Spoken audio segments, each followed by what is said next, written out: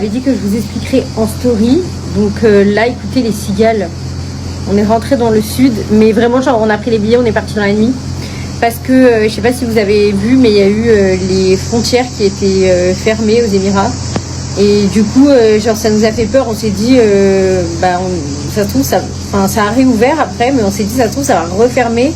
On pourra pas rentrer dans le sud, sachant que nous on avait prévu de rentrer un petit peu cet été, pour voir que le petit il voit sa grand-mère, pour que moi je puisse voir mes amis, etc.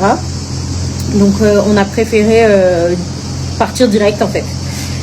Et du coup ça a été hyper rush, j'ai dû faire toutes mes valises super rapidement, genre en un quart d'heure, et trouver un logement, etc.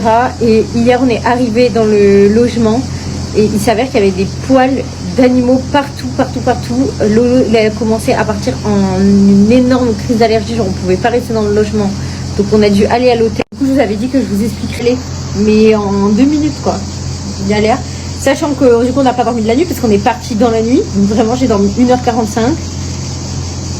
Ça se voit parce que j'ai des plis sous les yeux, j'en ai jamais eu de ma vie. Et là cette nuit du coup Boubou il est en folie là.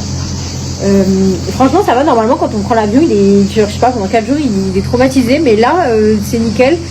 Juste le pauvre il est dans un endroit qu'il connaît pas, il y a un décalage de 2 heures, mais vu qu'il commence à peine à faire ses nuits, du coup c'est en train de tout niquer, tu vois.